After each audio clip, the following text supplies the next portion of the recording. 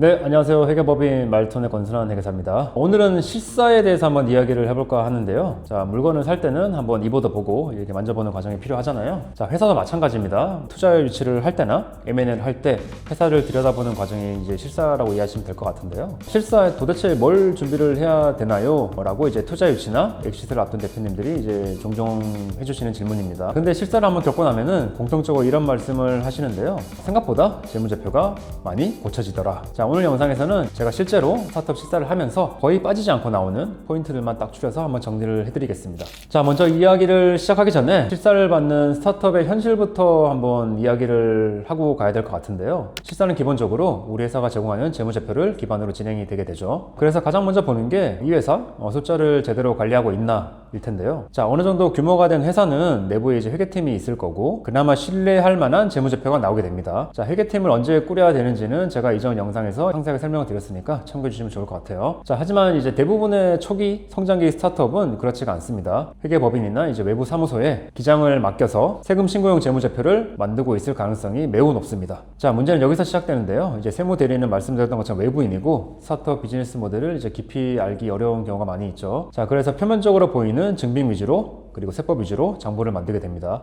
자, 이러다 보니까 회계 기준이 요구하는 신뢰성 있는 재무제표와는 생각보다 큰 차이가 날 수 있게 되고요. 실사 과정에서 그 차이가 한 번에 드러나는 걸로 이해를 해주시면 됩니다. 자, 이게 일반적인 스타트업의 현실입니다. 실사를 이제 여러 번 해보면 결과나 패턴이 이제 굉장히 비슷한 걸 발견할 수가 있는데요. 자, 요약하면 두 가지입니다. 자산은 줄고 부채는 늘어난다. 쉽게 말해 자산성이 없는 자산을 털어내고 그동안 이직하지 않았던 부채를 장부에 올리는 과정으로 보시면 됩니다. 자, 이렇게 되니까 그 결과 이제 재무 비율이 나빠지게 되고요. 영업이익, 당기 순이익도 줄어드는 방향으로 수정되는 경우가 많습니다. 자, 그래서 실사를 마치고 나면 대표님들이 우리 회사 재무제표 숫자가 이렇게 안 좋았나 하면서 이제 놀라게 되는 거죠. 그러면 자세하게 얘기를 이어갈 텐데 먼저 자산 쪽에 대해서 이야기를 해보죠. 여기서 한번 이제 짚고 갈 이제 회계 기본 개념이 있는데요. 어떤 지출이 발생했을 때 이걸 이제 단기에 비용으로 다 처리해 버릴 수가 있고 아니면 자산으로 잡아놓고 몇 년에 걸쳐서 회계적인 감가상각이라는 용어로 나눠서 비용으로 처리할 수도 있습니다. 좀 더 쉽게 설명드리면 종이컵은 바로 비용을 처리할 수가 있겠는데 PC나 노트북 같은 거는 자산으로 처리했다가 몇 년에 걸쳐서 나눠서 비용으로 인식을 하게 되겠죠. 자, 그래서 이렇게 자산으로 인식을 하게 되면 당장의 영업이익과 재무 비율은 조합일 수밖에 없어요. 자, 실사에서는 바로 이 자산이 진짜 자산이 맞니? 라고 이제 파보는 겁니다.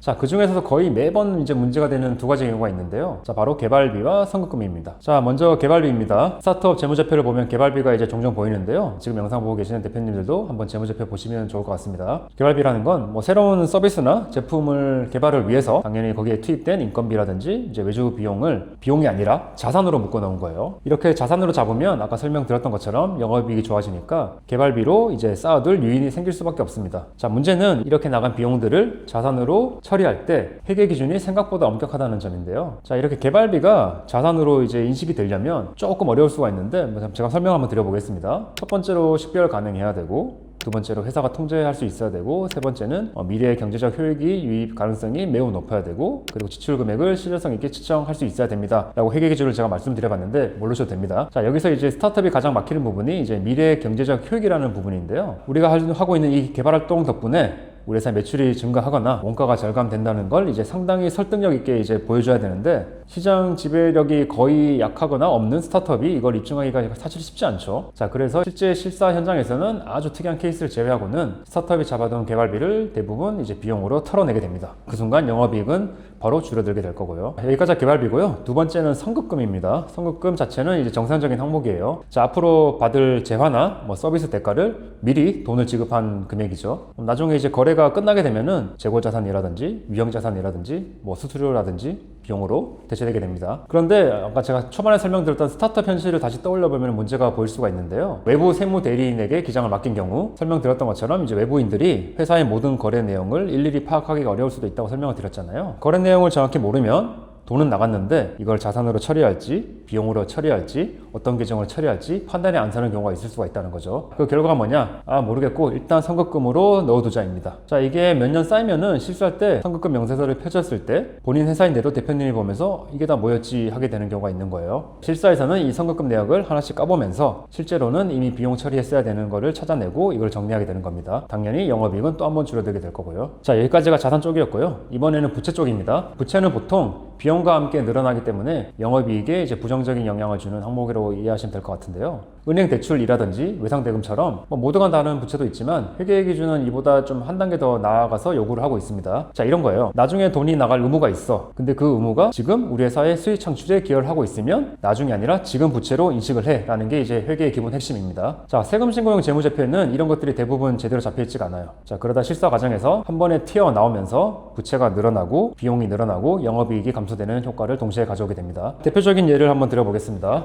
우리 회사에 직원이 퇴사하면 당연히 퇴직금을 줘야 되죠. 많은 대표님들이 퇴직할 때 퇴직금이 나가잖아요. 그때 나갈 때 비용 처리하면 되는 거 아닌가요? 라고 이제 생각할 수가 있는데요. 하지만 제가 설명드렸던 회계 기준을 요걸 좀 다르게 봐요. 이제 어떤 거냐면 직원들이 매일 회사에 출근해서 회사에 기여하고 있으니까 12월 31일 결산일 현재까지 쌓인 퇴직금도 이미 발생한 이제 의무라고 보는 겁니다. 자, 그래서 결산일 기준 지급해야 될 퇴직금을 회계적인 용어예요. 퇴직급의 충당 부채로 모두 인식하라고 하는 거예요. 직원이 퇴직하지 않아도 미리 비용으로 인식을 하는 겁니다. 자, 이걸 전혀 인식하고 있지 않다가 실사 과정에서 이거 몇 년치를 한 번에 이제 정부에 반영하게 되면 투자가 굉장히 크게 튀어나올 수가 있어요. 그래서 미리미리 관리하지 않으면 실사 때 재무상태표와 손익계산서가 동시에 많이 흔들릴 수가 있습니다. 다만 DC형, 확정 기여형 퇴직연금 제도를 운영하면서 매년 이제 납입을 하는 경우도 있을 수가 있잖아요. 이런 경우는 납입 시점에 바로 비용 처리를 하고 있다 면 별도로 이렇게 충당 부채를 잡지 않아도 되는 구조로 이해하고 계시면 될 것 같아요. 설명드린 퇴직급의 충당 부채 말고도 회사 상황에 따라서 생각지도 않은 부채들이 이제 추가될 수가 있습니다. 자, 예를 들면 이런 거예요. 자, 우리 회사가 제품이나 서비스를 팔았는데 AS를 제공을 해야 돼요. AS를 제공하는데 앞으로 발생한 AS 비용이 있을 거잖아요. 그거를 그때 발생할 때 비용으로 처리하지 말고 지금 시점에, 이것도 좀 어려운 얘기입니다, 판매보존 충당부채라고 지금 부채를 반영하고 비용을 처리하라는 거예요. 왜냐하면 매출은 지금 일어났으니까 관련된 비용도 나중에 아니라 지금 인식을 하라는 겁니다. 자, 두 번째는 좀 더 이해하기 쉬울 수가 있는데요. 우리 회사가 사무실을 임차를 하고 있어요. 임차를 하고 있는데 계약의 종료 때 거의 100%는 원상복구 의무가 있을 겁니다. 그때 예상되는 복구 비용을 복구 충당부채라는 부채로 잡으라는 거예요. 핵심은 하나예요. 나중에 돈이 나갈 의무인데 이게 지금 매출과 수익에 기여를 하고 있으면 나중이 아니라 지금 부채와 비용을 인식을 하라는 겁니다. 자, 이런 관점을 이제 적용해 보면 우리 회사에도 이제 숨어있는 부채가 꽤 많이 있을 수가 있어요. 자, 그럼 이제 스타트업은 이런 좀 까다로운 실사를 어떻게 대비해야 할지도 한번 설명을 드려보겠습니다. 자, 일단 현실적으로 실사를 거치면 위에서 설명드린 항목들이 반영되면서 재무제표가 좋지 않은 방향으로 수정될 가능성이 이제 매우 높습니다. 하지만 이제 너무 겁먹을 필요도 없는데요. 자, 왜냐면은 잠재 투자자들도 스타트업의 이런 현실을 어느 정도는 알고 이해하고 있습니다. 실사를 의뢰했다는 거는 기본적으로 이 회사에 투자를 하고 싶다는 이제 의사 표현인 거거든요. 그래도 준비는 필요하겠죠. 몇 가지만 제가 액션 포인트를 정리해 드리겠습니다. 자, 먼저 당연한 얘기인데 회계랑 재무제표에 관심을 좀 가지시면 좋을 것 같아요. 자, 실사를 받는 단계 스타트업이라면 대표가 숫자에 완전히 손을 떼고 있으면 안 됩니다. 최소한 월이라든지 분기 단위로 재무제표를 꾸준히 점검하는 습관이 필요합니다. 두 번째,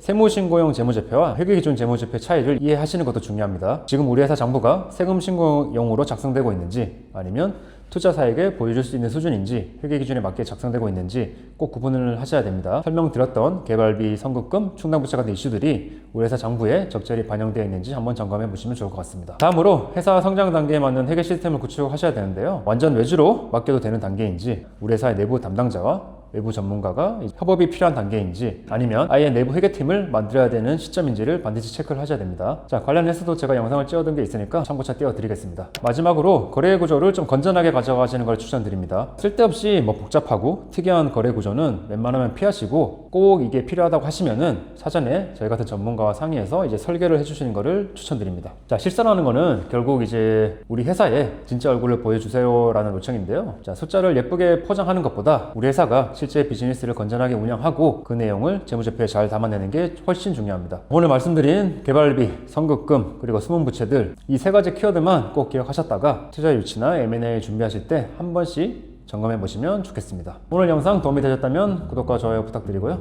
그리고 댓글로 궁금한 점도 남겨주시면 좋을 것 같습니다. 스타트업 대표님들이 실사에서 덜 당황하시도록 앞으로도 실전 사례 기반으로 계속 이야기를 준비해 보도록 하겠습니다. 감사합니다.